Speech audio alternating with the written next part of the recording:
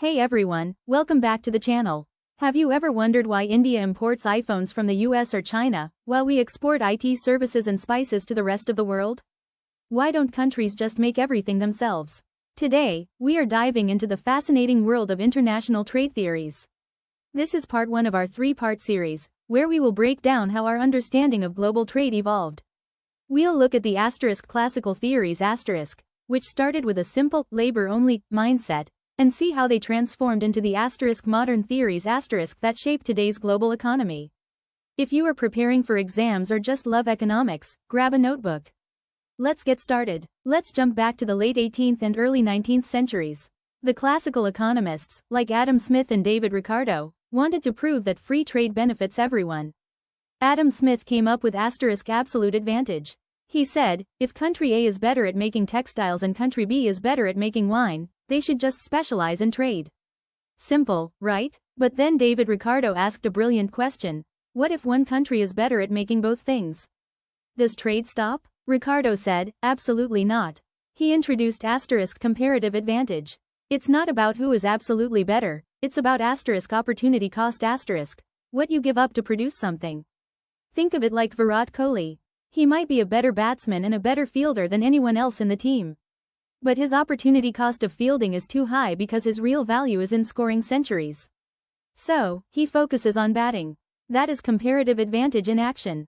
To understand Ricardo, let's look at his classic example, England and Portugal producing cloth and wine. In this world, everything is measured in labor hours. Let's say Portugal can produce both cloth and wine with fewer hours of labor than England. It has an absolute advantage in both. But look closer at the ratios. Portugal is way more efficient at making wine than cloth. On the other hand, England is only slightly worse at making cloth. This means England's opportunity cost of making cloth is lower than Portugal's. So, Ricardo proves mathematically that if England specializes entirely in cloth and Portugal specializes entirely in wine, and they trade with each other, the total global production goes up. Both countries end up richer than if they tried to be self-sufficient. Now, fast forward to the 20th century.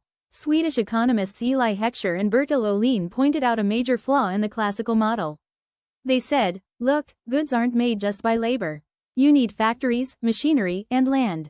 They introduced the modern theory or the Heckscher-Ohlin model. Their idea is incredibly intuitive. Countries export goods that use their abundant resources, and import goods that use their scarce resources. Let's take a real-life example. India has a massive, young workforce, meaning we are labor abundant. Therefore, we excel in labor-intensive industries like textiles, agriculture, and software development. The USA, on the other hand, has massive financial markets and advanced machinery, making them capital abundant. So, they export capital-intensive goods like airplanes and advanced microchips. Trade happens because of differences in resource endowments. But economics always has a plot twist. In 1953, an economist named Wassily Leontief tested the HO theory using real data from the US economy. Since the US was capital abundant, it should have been exporting capital-intensive goods.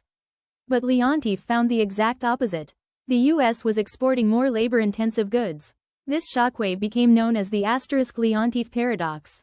Why did this happen? Because not all labor is equal. The US was exporting goods made by highly skilled, highly educated labor, what we call human capital.